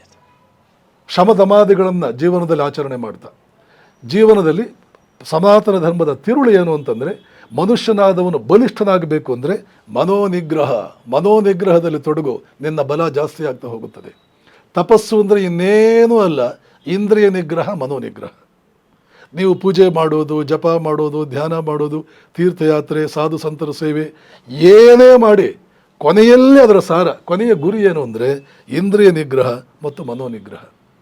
ಇಂದ್ರಿಯ ನಿಗ್ರಹ ಮತ್ತು ಮನೋನಿಗ್ರಹಗಳಿಂದ ಬುದ್ಧಿ ಬಹಳ ಚುರುಕಾಗುತ್ತೆ. ವಿವೇಕಾನಂದ ಸ್ಪಷ್ಟವಾಗಿ ಹೇಳ್ತಾರೆ, ಆಹಾರದ ವಿಷಯದಲ್ಲಿ ನಾವು ನಿಗ್ರಹವನ್ನು ಅನುಸರಿಸಿದರೆ ನಮ್ಮ ಇಂದ್ರಿಯಗಳು ಬಲಿಷ್ಠವಾಗುತ್ತವೆ. ಯುಕ್ತಾಹಾರ ವಿಹಾರಸ್ಯ ಯುಕ್ತಚೇಷ್ಟಸ್ಯ ಕರ್ಮಸು, ಅದರ ಅರ್ಥ ಅದೇನೆ. ಆಹಾರ ವಿಹಾರಗಳಲ್ಲಿ ನಾವು ಯುಕ್ತವಾಗಿದ್ದರೆ ಅಂತ, ನಿಗ್ರಹ ಅಂತಂದರೆ ಫಿಲ್ಟರ್ ಮಾಡಿದ್ರೆ, ನಿಗ್ರಹವನ್ನು ಅನುಸರಿಸಿದರೆ ಇಂದ್ರಿಯಗಳು ಬಲಿಷ್ಠವಾಗುತ್ತವೆ. ಇಂದ್ರಿಯಗಳಲ್ಲಿ ಯುಕ್ತಾಯುಕ್ತತೆ ಅನ್ನುವಂಥ ಒಂದು ವಿವೇಕವನ್ನು ಇಂದ್ರಿಯಗಳು ಅನುಸರಿಸಿದರೆ ಮನಸ್ಸು ಪ್ರಬಲವಾಗುತ್ತದೆ. ಮನಸ್ಸು ಯುಕ್ತಾಯುಕ್ತತೆ, ಯಾವುದರ ಕಡೆ ಹೋಗಬೇಕು, ಯಾವುದರ ಕಡೆ ಹೋಗಬಾರ್ದು ಅನ್ನುವ ನಿಗ್ರಹವನ್ನು ಅನುಸರಿಸಿದರೆ ಬುದ್ಧಿ ಬೆಳೆಯುತ್ತದೆ. ಈ 4 ವಸ್ತುಗಳು, ಇಂದ್ರಿಯ, ಮನಸ್ಸು, ಬುದ್ಧಿ, ಇವುಗಳು ಯುಕ್ತಾಯುಕ್ತವಾದಂಥ ದಾರಿಯನ್ನು ಅನುಸರಿಸಿದರೆ ಒಳಗಡೆ ಇರುವ ಆತ್ಮ ಜಾಗೃತವಾಗುತ್ತದೆ. ಸೊ ಈ ಪಿತೃಯಜ್ಞದಲ್ಲಿ ಏನು ಹೇಳುತ್ತೆ ಅಂದರೆ, ಮನೆಯ ಹಿರಿಯರು ಪವರ್ಫುಲ್ ಆದ ಜೀನ್ಸನ್ನು ನಿರ್ಮಾಣ ಮಾಡಿಕೊಡ್ಬೇಕು. ಇದು ಅವರ ಕರ್ತವ್ಯ. ಇದೇ ಪಿತೃಯಜ್ಞ. ಪವರ್ಫುಲ್ ಆದ ಜೀನ್ಸನ್ನು ನಿರ್ಮಾಣ ಮಾಡಿ ನಮ್ಮ ಪಿತೃಗಳು ನಮಗೆ ಕೊಟ್ಟಿದ್ದಾರೆ ಅಂತ ಹೇಳಿ ಮುಂದಿನ ತಲೆಮಾರುಗಳು ಅವರನ್ನು ದೇವರಂತೆ ಕಾಣಬೇಕು, ಅವರಿಗೆ ಶ್ರಾದ್ದಾದಿಗಳನ್ನು ಮಾಡಬೇಕು, ಅವರ ಹೆಸರಿನಲ್ಲಿ ದಾನ ಧರ್ಮಾದಿಗಳನ್ನು ಮಾಡಬೇಕು, ಶಾಲಾ ಕಾಲೇಜುಗಳು, ಆಸ್ಪತ್ರೆಗಳನ್ನು ಕಟ್ಟಿಸ್ಕೊಡ್ಬೇಕು, ಅವರ ಕೀರ್ತಿ ಬೆಳೆಯುವಂತೆ ಮುಂದಿನ ತಲೆಮಾರುಗಳು, ಮಕ್ಕಳು ಮೊಮ್ಮಕ್ಕಳು ಮಾಡಬೇಕು. ಹೀಗಾಗಿ ಇವರು ಬಹಳ ಪವರ್ಫುಲ್ ಜೀನ್ಸ್ ಇರೋರು, ಇವರು ತಪಸ್ವಿಗಳಂತೆ ಬದುಕಿದವರು. ತಪಸ್ಸು ಮಾಡಲಿಲ್ಲ ಅಂದರೂ ಸಮಾಜಕ್ಕೆ ಒಂದು ಹುಣ್ಣಾಗಲಿಲ್ಲ, ಅಪಕೀರ್ತಿವಂತರಾಗಲಿಲ್ಲ, ಕೀರ್ತಿವಂತರಾಗಿ ಅವರು ಬದುಕಿದವರು ನೋಡಿ ಅಂತ ಹೇಳಿ ಮದುವೆ ನಡೆಯುವಾಗ ಆ ಕಡೆ ಹುಡುಗಿಯ ತಂದೆ ತಾಯಿ ಬಗ್ಗೆ, ಈ ಕಡೆ ಹುಡುಗನ ತಂದೆ ತಾಯಿ ಬಗ್ಗೆ, ಅಲ್ಲಿರೋ ಪುರೋಹಿತ ಇವರು ಯಾರು, ಇವರ ಅಪ್ಪ ಅಮ್ಮ ಯಾರು, ಇವರ ಅಜ್ಜ ತಾತ ಯಾರು, 3 ತಲೆಮಾರುಗಳ ಪರಿಚಯ ಮಾಡಿಕೊಡ್ತಾನೆ. ಅವ್ರ ಕಡೆ ಪುರೋಹಿತ, ಇವರ ಪಿತಾ, ಪ್ರಪಿತ, ಪಿತಾಮಹ, ಪ್ರಪಿತಾಮಹ, ಇವರೆಲ್ಲ ಯಾರು. ಈ ಕಡೆ ಹುಡುಗಿ ಕಡೆ ಕೂಡ ಇವ್ರ ತಂದೆ ತಾಯಿ ಹೀಗೆ ಬದುಕಿದ್ದಾರೆ, ಅವರ ಅಪ್ಪ ಅಮ್ಮ ಹಾಗೆ ಬದುಕಿದ್ರು, ಅವ್ರ ತಾತ ಅಜ್ಜ ಹೀಗೆ ಬದುಕಿದ್ರು. ಇಬ್ಬರದು ಕೂಡ ಇವ್ರ ಕಡೆ ಬಯೋಡಾಟಾ, ಫ್ಯಾಮಿಲಿ ಹಿನ್ನೆಲೆ, ಇವ್ರ ಕಡೆ ಕೌಟುಂಬಿಕ ಹಿನ್ನೆಲೆ, ಪೆಡಿಗ್ರಿ, ಇದನ್ನು ಕೊಡ್ತಾರೆ. ಇದನ್ನು ಅಲ್ಲಿರೋ ಹಿರಿಯರೆಲ್ಲ ಅಲ್ಲಿ ಕುಳಿತಿರ್ತಾರೆ ಆ ಮದುವೆ ಟೈಮ್ನಲ್ಲಿ. ಅವರದೆಲ್ಲ ಕೇಳಿಸ್ಕೊಳ್ತಾರೆ, ಓಹೋ ಕರೆಕ್ಟ್ ಇದೆ, ಇವರು ಕೂಡ ಹಿನ್ನೆಲೆ ಚೆನ್ನಾಗಿದೆ, ಇವ್ರ ಹಿನ್ನೆಲೆ ಅಂದರೆ ಇವ್ರ ಜೀನ್ಸ್ ಚೆನ್ನಾಗಿದೆ, ಇವ್ರ ಜೀನ್ಸ್ ಚೆನ್ನಾಗಿದೆ, ಈ ಕಾಂಬಿನೇಷನ್ ನಡೆಯುತ್ತೆ, ಇದಕ್ಕೆ ನಮ್ಮ ಒಪ್ಪಿಗೆ ಇದೆ ಅಂತ ಮುಂದ್ಗಡೆ ಕುಳಿತಿರೋ ಸಮ್ಮತಿ ಸೂಚಿಸ್ತಾರೆ. ಹೇಗೆ ಸಮ್ಮತಿ ಸೂಚಿಸ್ತಾರೆ ಅಂದರೆ, ಯಾರೋ ಒಬ್ಬ ಹಿರಿಯ ಒಂದು ತೆಂಗಿನಕಾಯಿ, ಅದ್ರ ಪಕ್ಕದ ಒಂದು ಅಕ್ಷತೆ ತೊಗೊಂಡು ಎಲ್ಲರ ಕಡೆ ಹೋಗ್ತಾನೆ. ಅವರು ತೆಂಗಿನಕಾಯಿ ಮುಡ್ತಾನೆ, ಅಕ್ಷತೆ ಕೈಯಲ್ಲಿ ಇಟ್ಕೊಳ್ತಾನೆ, ನಮ್ಮ ಕನ್ಸೆಂಟ್ ಇದೆ, ಅಕ್ಷತೆ ಆಮೇಲೆ ಇಬ್ಬರು ಕೂಡ ಹಾಕ್ತಾರೆ, ಮುಂದೆ ವಿವಾಹ ನಡೆಯುತ್ತೆ. ಈ ವಿವಾಹದ ಅರ್ಥ ಹಿಂದೂ ಸಂಪ್ರದಾಯದಲ್ಲಿ, ಅದಕ್ಕೆ ವಿವೇಕಾನಂದ ಹೇಳಿದ್ದು, marriage is A social institution and it is not A personal affair. Vivekananda ಹೇಳಿದ್ದಾರೆ ಈ ಮಾತನ್ನು. Marriage is a social institution, ಅದು ಒಂದು ಸಾಮಾಜಿಕ ಪ್ರಕ್ರಿಯೆ. ಸಮಾಜಕ್ಕೆ ಈ ಹುಡುಗ ಈ ಹುಡುಗಿ ಮದುವೆ ಆಗಬಾರದು ಅಂತ ಹೇಳುವ ಹಕ್ಕಿದೆ. ನನಗೆ ಮದುವೆ ಬೇಡ ಅಂತ ಹೇಳುವ ಹಕ್ಕು ಹುಡುಗನಿಗೂ ಇದೆ, ಹುಡುಗಿಗೂ ಇದೆ. ಆದರೆ ಮದುವೆ ಬೇಕು, ಇಂಥ ಹುಡುಗಿ ಬೇಕು, ಇಂಥ ಹುಡುಗ ಬೇಡ ಅಂತ ಹೇಳುವ ಹಕ್ಕು ಅವರು ವೈಯಕ್ತಿಕವಾಗಿ ಅವ್ರು ತಗೋಬಾರ್ದು. ಸಮಾಜಕ್ಕೆ ಆ ಹಕ್ಕು. ಯಾಕೆ? ಸ್ವಾಮೀಜಿ ಹೇಳ್ತಾರೆ, ನಾಳೆ ನಿಮ್ಮ ಹೊಟ್ಟೆಯಲ್ಲಿ ಒಬ್ಬ ರಾಕ್ಷಸ ಹುಟ್ಟಿದರೆ ಆ ರಾಕ್ಷಸನಿಂದ ಆಗುವಂತಹ ಅವಘಡಗಳು ಕೇವಲ ನಿಮ್ಮ ಮನೆಗೆ ಮಾತ್ರ ಸೀಮಿತವಾಗಿರುತ್ತೋ, ಇಡೀ ಸಮಾಜ ಅದರಿಂದ ಸಫರ್ ಆಗುತ್ತೆ. ಒಬ್ಬ ರಾಕ್ಷಸ ಹುಟ್ಟಿದರೆ ಒಂದು ದೇಶ ಸಫರ್ ಆಗುತ್ತೆ. ಇವತ್ತು ಎಷ್ಟೋ ಜನ ದುಷ್ಟರು, ಭ್ರಷ್ಟ ಅಧಿಕಾರಿಗಳು, ಭ್ರಷ್ಟ ರಾಜಕಾರಣಿಗಳು ಇತ್ಯಾದಿಗಳು ಹುಟ್ಟಿದ್ದಾರೆ, ದೇಶವನ್ನು ಕೊಳ್ಳೆ ಹೊಡಿತಾ ಇದ್ದಾರೆ. ಇನ್ನು ನಿಲ್ಲದ ರೀತಿಯಲ್ಲಿ ದೇಶ ಹಾಳಾಗ್ತಾ ಇದೆ. ನನಗನ್ಸೋದು ಇವ್ರಿಗೆಲ್ಲ ಜನ್ಮ ಕೊಟ್ಟಂಥ ತಂದೆ ತಾಯಂದರಿಗೆ ಈ ಯಾಕೆ ಪನಿಷ್ಮೆಂಟ್ ಕೊಡ್ತಾ ಇಲ್ಲ? ಈ ಭ್ರಷ್ಟರು, ಈ ದೇಶದ್ರೋಹಿಗಳು ಇವರೆಲ್ಲ ಹುಟ್ಟಿದಾರಲ್ಲ, ಯಾವ ಟೀಚರ್ ಇವ್ರಿಗೆ ಪಾಠ ಮಾಡಿದ್ನೋ ಆ ಟೀಚರ್ಗೆ ಶಿಕ್ಷೆ ಯಾಕಿಲ್ಲ? ಯಾವ ಎಜುಕೇಷನ್ ಸಿಸ್ಟಮ್ ಇವರನ್ನು ನಿರ್ಮಾಣ ಮಾಡಿದೆಯೋ ಆ ಎಜುಕೇಷನ್ ಸಿಸ್ಟಮ್ನ ನಾವ್ಯಾಕೆ ರಿವೈಸ್ ಮಾಡ್ತಾ ಇಲ್ಲ? ಅದರ ಬಗ್ಗೆ ನಾವು ವಿಮರ್ಶೆ ಯಾಕೆ ಮಾಡ್ತಾ ಇಲ್ಲ? ಅದು ನಡೀತಾನೇ ಇಲ್ವಲ್ಲ, ವಿಮರ್ಶೆ ನಡೀತಾ ಇಲ್ಲ. ತಂದೆ ತಾಯಂದನ್ನು ಕರೆಸಿ, ನಿಮ್ಮ ಮಗ ಹೀಗಾದ್ನಲ್ರಿ, ನಾಚಿಕೆ ಆಗಲ್ವ ನಿಮಗೆ ಅಂತ ಕೇಳ್ತಾ ಇಲ್ಲ. ಅವರು ಪಾಠ ಮಾಡಿದ ಮೇಷ್ಟ್ರನ್ನ, ಏನಪ್ಪ ಇಂಥ ಶಿಷ್ಯರನ್ನು ನಿರ್ಮಾಣ ಮಾಡಿದೆಯಲ್ಲ. ಅಮೆರಿಕಾದಲ್ಲಿ ಅಲ್ಲಿಯ ಪ್ರೆಸಿಡೆಂಟ್ ಹೇಳಿದ್ರಂತೆ ಇಂಡಿಯನ್ ಡೆಲಿಗೇಷನ್ಗೆ, if today America is a powerful country, it is because of our teachers. ಸತ್ತು ಹೋಗಿದ್ದಂಥ ಜಪಾನ ನಿರ್ಮಾಣ ಮಾಡಿದ್ದು ಜಪಾನಿನ ಟೀಚರ್ಸ್. ಒಂದು ದೇಶ ಸ್ವರ್ಗವಾಗುವುದು, ಒಂದು ದೇಶ ನರಕವಾಗುವುದಕ್ಕೆ 90% ಪಾತ್ರ ಇರೋದು ಒಬ್ಬ ಟೀಚರ್ಗೆ, 10% ಪಾತ್ರ ಇರೋದು ಅಥವಾ 9% ಪಾತ್ರ ಇರೋದು ಪೇರೆಂಟ್ಸ್ಗೆ, ಇನ್ನು 1% ಪಾತ್ರ ಬೇರೆ ಇಲ್ಲ. ಹೀಗಾಗಿ ವಿವೇಕಾನಂದರಂತಹ ವ್ಯಕ್ತಿ ಪ್ರತಿ ಮನೆಯಲ್ಲೂ ಹುಟ್ಟಬಲ್ಲ. ಅದನ್ನು ಸ್ವಯಂ ವಿವೇಕಾನಂದರೇ ಹೇಳ್ತಾರೆ, ಭಾರತೀಯ ಯುವಕರೇ ನೀವು ನನ್ನ ಹಾಗೆ ಆಗಬಲ್ಲಿರಿ, ಆದರೆ ನಿಮ್ಮ ಮನೆತನದ ಹಿನ್ನೆಲೆ ನನ್ನ ಮನೆತನದ ಹಿನ್ನೆಲೆ ಅಂತ ನಿಮಗೆ ಸಿಗಲಿಲ್ಲವೇನೋ. ಯಾಕೆ ವಿವೇಕಾನಂದ ತಾತ ಸನ್ಯಾಸಿ, 25ನೇ ವಯಸ್ಸಿಗೆ ಸನ್ಯಾಸ ತಗೊಂಡ್ರು. ಯಾಕೆ ಸನ್ಯಾಸ ತಗೊಂಡ್ರು ಅಂದರೆ ನಿಗ್ರಹವನ್ನು ಆಚರಿಸಬೇಕು ಜೀವನದಲ್ಲಿ. ನಮ್ಮ ಶಾಸ್ತ್ರಗಳು ಹೇಳುತ್ತವೆ, ಮನುಷ್ಯನೇ ಮೊದಲನೇ ಗಂಡು ಮಗು ಆದಮೇಲೆ ಇಂದ್ರಿಯ ಮನಸ್ಸುಗಳನ್ನು ಪೂರ್ಣ ಪ್ರಮಾಣದ ನಿಗ್ರಹಕ್ಕೆ ಒಳಪಡಿಸು. ನಿಗ್ರಹ ನಿಗ್ರಹ ನಿಗ್ರಹ ಇದು ಎಲ್ಲರಿಗೂ ಸಾಧ್ಯ ಇಲ್ಲ. ಆದರೆ ಸಮಾಜದ ಒಂದು ವರ್ಗ ವಿಶೇಷವಾಗಿ ಅದನ್ನು ಮೇಲ್ವರ್ಗಗಳು ಅಂತ ಅದನ್ನೇ ಕರೆಯೋದು. ಸಮಾಜದ ಮೇಲ್ವರ್ಗಗಳು ಮೊದಲನೇ ಗಂಡು ಮಗು ಆದಮೇಲೆ ಇನ್ನು ಮೃಗೀಯವಾದ ಮನೋರಂಜನೆಯಲ್ಲಿ ತೊಡಗಬೇಡ. ಮೊದಲನೇ ಗಂಡು ಮಗು ಆದಮೇಲೆ ನೀನು ನಿಗ್ರಹದಲ್ಲಿ ತೊಡಗು. ನೀನು ಸ್ವಯಂ ರಾಮಕೃಷ್ಣ ಹೇಳ್ತಿದ್ರು, ಒಂದು 2-3 ಮಕ್ಕಳಾದಮೇಲೆ ಗಂಡ ಹೆಂಡತಿ ಅಣ್ಣ ತಂಗಿ ಇರಂತೆ ಬದುಕಬೇಕು. ರಾಮಕೃಷ್ಣರು ಬಹಳ ಲಿಬರಲ್ ಪಾಪ, 2-3 ಮಕ್ಕಳಾದಮೇಲೆ ಅಂತ ಹೇಳಿದ್ರು. ಆದರೆ ಸನಾತನ ಶಾಸ್ತ್ರ ಹೇಳುತ್ತೆ, ಮೊದಲನೇ ಗಂಡು ಮಗುವಾಗಿ ಕುಲ ಮುಂದುವರಿಯುತ್ತೆ, ಆಮೇಲೆ ನೀನು ನಿಗ್ರಹದಲ್ಲಿ ತೊಡಗಿಸ್ಕೋ. ನಿಜಕ್ಕೂ ಹೇಳಬೇಕಂದ್ರೆ ಪಾಂಡುರಾಜ ಕುಂತಿಗೆ 4ನೇ ಮಗುವಿಗೆ 4ನೇ ಮಂತ್ರ ನೀನು ಜಪ ಮಾಡು ಕುಂತಿ, 4ನೇ ಮಗ ಆಗಲಿ, ಅರ್ಜುನ ಹುಟ್ಟಿದ ಮೇಲೆ 4ನೇ ಮಗು ಆಗಲಿ ಅಂದರೆ ಕುಂತಿ ಪಾಂಡುರಾಜನಿಗೆ ಸಣ್ಣದಾಗಿ ಮೈಲ್ಡಾಗಿ ತರಾಟೆಗೆ ತಗೊಳ್ತಾಳೆ. ಆರ್ಯಪುತ್ರ ನಿನಗೆ ಗೊತ್ತಿಲ್ವಾ, 3 ಮಕ್ಕಳಾದ ಮೇಲೆ ನಾವು ಮಕ್ಕಳನ್ನು ಬಯಸಬಾರದು, ಹಾಗೆ ಬಯಸಿದ್ರೆ ಅದರ ರೀತಿಯ ಮೃಗೀಯ ಸಂಸ್ಕೃತಿ ಅಂತ ಆಗಿಬಿಡುತ್ತೆ, ಬಯಸಬಾರದು, ಬೇಡ, ಮಾದ್ರಿಗೆ ಕೊಡ್ತಾಳೆ. ಆ ಮಂತ್ರಗಳನ್ನು ಮಾದ್ರಿಗೆ ಕೊಡ್ತಾಳೆ, ಅವಳು ಅದನ್ನು ಉಚ್ಚಾರಣೆ ಮಾಡೋದಿಲ್ಲ. ಈ ಪರಂಪರೆಯಲ್ಲಿ ನೋಡಿ ವಿವೇಕಾನಂದ ಸ್ಪಷ್ಟವಾಗಿ ಹೇಳಿದ್ರು, anything of Indian origin you first accept and then verify. Anything of western origin you first verify and then accept. ಇದೆಲ್ಲ ಸನಾತನ ಸಂಸ್ಕೃತಿ. ಶ್ರೇಷ್ಠ ಮಗಳನ್ನು ಪಡೆದುಕೊಳ್ಳೋದು ಹಾಗೆ ಪಕ್ಕಾ ಒಂದು ಸೈನ್ಸ್ ನಮ್ಮಲ್ಲಿದೆ. ಅದನ್ನು ಅನುಸರಿಸಿದರೆ ಯಾವ ಮನೆಯಲ್ಲಿ ವಿಶ್ವೇಶ್ವರಯ್ಯ ಹುಟ್ಟಲ್ಲ, ಯಾವ ಮನೆಯಲ್ಲಿ ವಿವೇಕಾನಂದರು ಹುಟ್ಟಲ್ಲ, ಯಾವ ಮನೆಯಲ್ಲಿ ರಾಮ ಹುಟ್ಟಲ್ಲ, ಆ ಮಟ್ಟಕ್ಕೆ ಹೋಗದೆ ಇರಬಹುದು. ಆ ಪರಂಪರೆ ನಮ್ಮಲ್ಲಿ ಇಲ್ಲದೆ ಇರ್ಬೋದು. ವಿವೇಕಾನಂದ ತಾತ ಸನ್ಯಾಸ ತಗೊಂಡ್ರು, ನಮ್ಮ ಮನೆಯಲ್ಲರೂ ಸನ್ಯಾಸ ತಗೊಳ್ಳದೇ ಇರ್ಬೋದು. ಆದರೆ ನಿಗ್ರಹ ಕಾರ್ಯದಲ್ಲಿ ನಿಜಕ್ಕೂ ಹೇಳಬೇಕು ಅಂದರೆ ಪ್ರತಿಯೊಬ್ಬ ಗೃಹಸ್ಥನೂ ಕೊನೆಗೆ ಸನ್ಯಾಸಿ ಆಗಬೇಕು. ನಮ್ಮ ಸಂಸ್ಕೃತಿ ಪ್ರಕಾರ 50ನೇ ವಯಸ್ಸು ಬೇಡ, ಇವತ್ತಿನ ಕಾಲಕ್ಕೆ 60 ವರ್ಷ ಅಂತ ಇಟ್ಕೊಂಡು ರಿಟೈರ್ಡ್ ಆದಮೇಲೆ ಆಮೇಲಿನ ಜೀವನವನ್ನು ವಾನಪ್ರಸ್ಥಾಶ್ರಮ ಅಂತಂದರೆ ಸಮಾಜ ಸೇವೆ ಅಂತಂದ್ರೆ ಒಂದೇ. ಇನ್ನು ಮುಂದೆ ನಿನ್ನ ಮಕ್ಕಳು ಮೊಮ್ಮಕ್ಕಳಿಗೋಸ್ಕರ ನಿನ್ನ ಜೀವನ ಕೊಡಬೇಡ, ಸಮಾಜಕ್ಕಾಗಿ ಕೊಡು ಅನ್ನೋದು ಒಂದೇ. ವಾನಪ್ರಸ್ಥಾಶ್ರಮ ಅಂದರೆ ಒಂದೇ. 60 ವರ್ಷ ವಯಸ್ಸಾದ ಮೇಲೆ ಮನಸ್ಸು ಪಕ್ವವಾಗಿರುವವರೆಗೆ ಸಮಾಜ ಸೇವೆಯಲ್ಲಿ ತೊಡಗಿ ನಿಷ್ಕಾಮ ಕರ್ಮ ಅಂದ್ರೆ ಒಂದೇ, ಸಮಾಜ ಸೇವೆ ಅಂದ್ರೆ ಒಂದೇ. ನಿಷ್ಕಾಮ ಕರ್ಮದಲ್ಲಿ ತೊಡಗಿ ಚಿತ್ತ ಶುದ್ಧಿಯನ್ನು ಮಾಡ್ಕೋ. ಶುದ್ಧ ಚಿತ್ತದಲ್ಲಿ ಅನಂತತೆ ಬೇಕು. I want infinity, I am Fed up with all finite achievements. Now on I want only infinity ಅನ್ನುವ ಕಾತುರತೆ, ಹಸಿವು ಒಂದು ದಿನ ಶುದ್ಧ ಮನಸ್ಸಿಗೆ ಬಂದೇ ಬರುತ್ತೆ. ಯಾವತ್ತು ಇನ್ಫಿನಿಟಿ ಬೇಕು ಅಂತ ಅನಿಸ್ತಾನೋ ಆವಾಗ ನಮ್ಮ ಶಾಸ್ತ್ರ ಹೇಳುತ್ತೆ, ಸೇ good by two all finite things. Saying good by two all finite things and embracing infinity ಈ ಸನ್ಯಾಸ. ಎಷ್ಟು ಲಾಜಿಕಲ್ ಆಗಿದೆ, ಎಷ್ಟು ಅರ್ಥಪೂರ್ಣವಾಗಿದೆ, ಎಷ್ಟು ವೈಜ್ಞಾನಿಕವಾಗಿದೆ ಭಾರತೀಯ ಕೌಟುಂಬಿಕ ಪದ್ಧತಿ, ಭಾರತೀಯ ಗೃಹಸ್ಥ ಜೀವನ. ಈ ಜೀವನ ಪದ್ಧತಿಯನ್ನು ಅನುಸರಿಸಿದರೆ ಯಾವ ಮನೆಯಲ್ಲೂ ವಿವೇಕಾನಂದರನ್ನು ಹೋಲುವಂಥ ಮಗ ಹುಟ್ಟಬಲ್ಲ. ಆಶ್ರಮದ ಭಕ್ತರಲ್ಲಿ ಒಂದು 5-6 ಮನೆಗಳಲ್ಲಿ ಇದನ್ನು ನಾನು ಎಕ್ಸ್ಪೆರಿಮೆಂಟ್ ಮಾಡಿದ್ದೇನೆ. ಒಂದು ಮನೆಯಲ್ಲಂತೂ ಹುಟ್ಟಿದ ಮಗನಿಗೆ ನರೇಂದ್ರ ಅಂತಲೇ ಹೆಸರಿಟ್ಟಿದ್ದಾರೆ. ಅವನು ನರೇಂದ್ರನಂತೆ ಆದ. ತಂದೆ ತಾಯಿ ಯಾರಿಗಿದ್ದಾರೆ ನನ್ನ ಮಗನ ಸಮಾನ ಅನ್ನುವ ರೀತಿಯಲ್ಲಿ ಆದ, ನರೇಂದ್ರ ಅಂತ ಹೆಸರಿಟ್ಟರು. ಅದೇ ರೀತಿ ಆದ. ಇವತ್ತು ಅವನು ಅಮೆರಿಕದಲ್ಲೇ ಇದ್ದಾನೆ. ಯಾವ ತಂದೆ ತಾಯಿಗೂ ಬಹುಶಃ ನನ್ನ ಮಗನ ಹಾಗೆ 1000 ಜನ ತಂದೆ ತಾಯಿ ಅಂದರೆ ನನ್ನ ಮಗ ಹುಟ್ಟಿರ್ಲಿಕ್ಕಿಲ್ಲ ಅಂತ ಹೆಮ್ಮೆ ಪಡುವ ರೀತಿಯಲ್ಲಿ ಆ ಹುಡುಗ ನರೇಂದ್ರ ಇದ್ದಾನೆ. ಇದನ್ನು ನಾನು ಒಂದು 7-8 ಮನೆಗಳಲ್ಲಿ ಇದನ್ನು ಪ್ರಯೋಗ ಮಾಡಿದ್ದೇನೆ ಮತ್ತು ಪ್ರಯೋಗದಲ್ಲಿ ನಾನು ಫಲಶ್ರುತಿಯನ್ನು ಕೂಡ ಕಂಡಿದ್ದೇನೆ. ಹೀಗಾಗಿ ಸನಾತನ ಸಂಸ್ಕೃತಿಯನ್ನೇ, ಆರ್ಯ ಧರ್ಮನ್ನೇ, ಭಾರತೀಯ ಜೀವನ ಪದ್ಧತಿ ನಿಮ್ಮಿಷ್ಟ ಯಾವ ಹೆಸರಿಂದ ಬೇಕಾದ್ರೂ ಕರೆಸ್ಕೊಳ್ಳಿ. ಇಲ್ಲಿ ಅಸಹಾಯಕತೆ ಅನ್ನೋದಕ್ಕೆ ಎಲ್ಲೂ ಜಾಗ ಇಲ್ಲ. ನಿನಗೆ ಎಂಥ ಮಗ ಬೇಕು ಪಡೆದುಕೊಳ್ಳುವ ಸಾಮರ್ಥ್ಯ ನಿನಗಿದೆ, ಅವಕಾಶ ಇದೆ.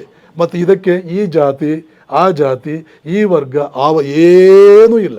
ಉದಾತ್ತವಾದ ಆಸೆಗಳು ಎಲ್ಲೆಲ್ಲಿ ಇದೆಯೋ ಅವರೆಲ್ಲರೂ ಮೇಲ್ವರ್ಗದವರೇ. ಕ್ಷೀಣವಾದ ಆಸೆಗಳು, ಕೆಳಮಟ್ಟದ ಆಸೆಗಳು, ಮೃಗೀಯ ಆಸೆಗಳು ಎಲ್ಲೆಲ್ಲಿ ಇದೆಯೋ ಅವರೆಲ್ಲ ಕೆಳವರ್ಗದವರೇ. ಇಲ್ಲಿ ಹುಟ್ಟು ಪ್ರಶ್ನೆಯೇ ಬರಲ್ಲ, ಶಿಕ್ಷಣವೂ ಪ್ರಶ್ನೆ ಬರಲ್ಲ. ಉದಾತ್ತತೆಯೋ ಇಲ್ಲ ಅನುದಾತ್ತತೆಯೋ ಅಥವಾ ಉದಾತ್ತತೆಯೋ ಇಲ್ಲ ಕೆಳಮಟ್ಟದಲ್ಲಿ ನಮ್ಮ ಟೆಂಡೆನ್ಸಿನೋ, ಇದು ಮಾತ್ರ ಕ್ರೈಟೀರಿಯನ್. ಉದಾತ್ತವಾದಂತಹ ಜೀವನ ಪದ್ಧತಿ, ಉದಾತ್ತವಾದ ದೃಷ್ಟಿಕೋನ ಇಟ್ಕೋ, ಮೇಲಕ್ಕೆ ಹೋಗ್ತಾ ಇರು. ಇದೇ ಸನಾತನ ಸಂಸ್ಕೃತಿಯ ಗೃಹಸ್ಥ ಸಂಸ್ಕೃತಿಯ, ಸನಾತನ ಸಂಸ್ಕೃತಿಯ ಗೃಹಸ್ಥ ಜೀವನದ ಸಾರ, ಪ್ರಧಾನ ಪಲ್ಲವಿ. ಆದ್ದರಿಂದ ಯಾವ ಮನೆಯಲ್ಲೂ ವಿವೇಕಾನಂದಂಥ ವ್ಯಕ್ತಿ ಹುಟ್ಟಬಲ್ಲ, ಯಾವಾಗಲೂ ಹಾಗೇನೆ. ಏನೇ ನಮಗೆ ಬೇಕು ಅಂದರೆ we have to follow the discipline that is prescribed for that. ಸ್ವಯಂ ವಿವೇಕಾನಂದ ಹೇಳ್ತಾರೆ, put the chemicals together, the crystallisation will come on its own. ಅದು ತಂದೆ ತಾಯಿ ಬದುಕಬೇಕಾದ ರೀತಿಯಲ್ಲಿ, ಯಾವ ಮನೆಯಲ್ಲಿ ತಂದೆ ತಾಯಿ ವಿಶ್ವನಾಥ ದತ್ತನಂತೆ ಭುವನೇಶ್ವರಿ ದೇವಿಯಂತೆ ಬದುಕ್ತಾ ಇದ್ದಾರೆ, ಯಾವ ಮನೆಯಲ್ಲಿ ತಾತ ದುರ್ಗಾ ಪ್ರಸಾದನಂತೆ ಶ್ಯಾಮಸುಂದರಿಯಂತೆ ಬದುಕ್ತಾ ಇದ್ದಾರೆ, ಆ ಮನೆಯಲ್ಲಿ ಒಬ್ಬ ವಿವೇಕಾನಂದ ಹುಟ್ಟೋದು ಏನೂ ಆಶ್ಚರ್ಯವಿಲ್ಲ. ಆಸೆ ಪಟ್ಕೊಂಡ್ರೆ ಸಾಲದು, ಅದಕ್ಕೆ ಬೇಕಾದ ಶಿಸ್ತನ್ನು ಅನುಸರಿಸಬೇಕಷ್ಟೆ. ಸ್ವಾಮೀಜಿ ಭಾಳ ಚೆನ್ನಾಗಿ ಹೇಳಿದ್ರಿ ತಾವು. ಇಡೀ ನಮ್ಮ ಸನಾತನ ಸಂಪ್ರದಾಯದ ಪ್ರಕಾರ ಇಡೀ ಬದುಕು ಒಂದು ಯಜ್ಞ ಅನ್ನೋದನ್ನು ಭಾಳ ಸೂಕ್ಷ್ಮವಾಗಿ ತಿಳಿಸ್ಕೊಟ್ರಿ. ಸ್ವಾಮೀಜಿ, ಈಗ ತಾವು ವಿವೇಕಾನಂದರ ಜೀವನ ಚರಿತ್ರೆಗಳನ್ನೆಲ್ಲ ಓದ್ಕೊಂಡಿದ್ದೀರಾ. ತಮಗೆ ಅದರಲ್ಲಿ ಇಷ್ಟವಾದಂಥ ಜೀವನ ಚರಿತ್ರೆ ಯಾವುದು ಮತ್ತು ಯಾಕೆ ಸ್ವಾಮೀಜಿ? ಹೇಳೋದೇ ಭಾಳ ಕಷ್ಟ. ಕುವೆಂಪು ಅವ್ರದ್ದಿದೆ, ಪುರುಷೋತ್ತಮಾಂಜಿದಿದೆ, ಸೋಮನಾಥಾನಂದರದಿದೆ, ನಿಖಿಲಾನಂದರದಿದೆ. ಒಂದೊಂದು ರೀತಿಯಲ್ಲಿ ಚೆನ್ನಾಗಿದೆ, ಒಂದೊಂದು ರೀತಿ. ಸೋಮನಾಥಾನಂದರದು ನಾನು ಬಹಳ ವಿವರಣಾತ್ಮಕವಾಗಿ ಓದಿದ್ದೇನೆ ಅಂತ ಹೇಳಲಾರೆ, ನಾನು ಓದಿಲ್ಲ. ಕುವೆಂಪು ಅವ್ರದ್ದು ಓದಿದ್ದೇನೆ. ಕುವೆಂಪು ಅವರು ಸಾರ ಕೊಟ್ಟಿದ್ದಾರೆ. ಇವತ್ತು ಸಮಾಜವನ್ನು ಎಬ್ಬಿಸುವುದಕ್ಕೆ ಕುವೆಂಪು ವಿವೇಕಾನಂದರ ಕುರಿತು ಒಂದು ಹಾಡು ಹೇಳ್ತಾರೆ. ಕುವೆಂಪು ವಿವೇಕಾನಂದರ ಮೇಲೆ ಏನು ಬಯೋಗ್ರಫಿ ಬರೆದಿದ್ದಾರೆ, ಆ ಬಯೋಗ್ರಹದ ಸಾರ ವಿವೇಕಾನಂದ ಮೇಲೆ ಬರೆದಿರೋ ಒಂದು ಹಾಡಿನಲ್ಲಿ ಬರುತ್ತೆ. ವಿವೇಕಾನಂದ ನವಯುಗಾಚಾರ್ಯ, ಆ ಹಾಡಿನಲ್ಲಿ ಒಂದು ವಾಕ್ಯ ಬರುತ್ತೆ, ನಮ್ಮ ಕ್ಷುದ್ರ ಹೃದಯಗಳು ರುದ್ರಭೂಮಿಯಾಗಲಿ. ಅದ್ಭುತವಾದ ಹಾಡು. ಇಡೀ ಭಗವದ್ಗೀತೆಯ ಸಾರ ಮತ್ತು ವಿವೇಕಾನಂದರ ಲೈಫ್ ಅಂದರೆ ಏನು ಅಂತ ಏನು ಡೆಫಿನೇಷನ್ ಕೊಟ್ಟರು, ಆ ಡೆಫಿನೇಷನ್ ಅದೊಂದು ವಾಕ್ಯದಲ್ಲಿ ಬಂದುಬಿಡ್ತು. ನಾವು ಇವತ್ತು ಭಾರತೀಯರು, ಅದರಲ್ಲೂ ಹಿಂದೂಗಳು, ನಾವು ಏನನ್ನು ಇಷ್ಟಪಡೋದು ಗೊತ್ತಾ? ಬಾಣಂತಿ ಜೀವನ ನಮಗಿರಲಿ, ಬಾಣಂತಿಯಂತೆ ಬದುಕೋಣ, ಆರಾಮವಾಗಿ ಬೆಚ್ಚಗೆ ಒಂದು ಕೋಣೆಯಲ್ಲಿ ತುಪ್ಪ ಬೆಣ್ಣೆ ತಿನ್ನೋದಕ್ಕೆ ಒಳ್ಳೊಳ್ಳೆಯದು, ಬೆಚ್ಚಗಿರೋದು, ಅವ್ರು ಬಂದು ಏನು ಬೇಕು ಅಂತ ಕೇಳೋದು, ಇವ್ರು ಬಂದು ಏನು ಬೇಕು ಅಂತ ಕೇಳೋದು, ಆರಾಮಾಗಿ ಬದುಕೋಣ. ಇದು ಭಾರತೀಯರಿಗೆ ತಟ್ಟಿರ್ತಕ್ಕಂಥ ಒಂದು ಕಾಯಿಲೆ, ಒಂದು ಕ್ಯಾನ್ಸರ್. ಈ ಪದಗಳೆಲ್ಲ ಉಪಯೋಗ ಮಾಡಿದ್ರೆ ಯಾರು ಬೇಜಾರು ಮಾಡ್ಕೊಳ್ಳೋದು ಬೇಡ, ಒಂದು ದೊಡ್ಡ ರೋಗ. ಇದು ಹೋಗಬೇಕು. ರಣರಂಗವನ್ನು ನಾವು ಪ್ರೀತಿಸಬೇಕು. ರಣರಂಗ ನಮ್ಮ ಬಹಳ ಪ್ರಿಯವಾದಂಥ ಒಂದು ಪ್ಲೆಷರ್ ಗಾರ್ಡನ್ ಆಗಬೇಕು. ಆ ಒಂದು ಧೀರತೆ, ವೀರ್ಯ, ಧೈರ್ಯ, ಶೌರ್ಯಗಳು ನಮಗೆ ಸ್ವಭಾವ ಸಹಜ ಆಗಿಬಿಡಬೇಕು. ವಿವೇಕಾನಂದರದೇ ಕೇಳೋಣ. ಅವರು ವಿವೇಕಾನಂದ ಚಿಂತನೆ ನನ್ನ ಮಾತಿಗೆ ಹಾಗೆ ಪುಷ್ಟಿ ಕೊಡುತ್ತೆ ಅನ್ನೋದು ನಿಮ್ಗೆ ಹೇಳ್ತೇನೆ. Swamiji, what is your message to mankind ಕೇಳಿದಾಗ ಅವ್ರು ಹೇಳಿದ್ದು, 10 years ago my message was struggle. Today my message is struggle. 10 years hence my message will be struggle.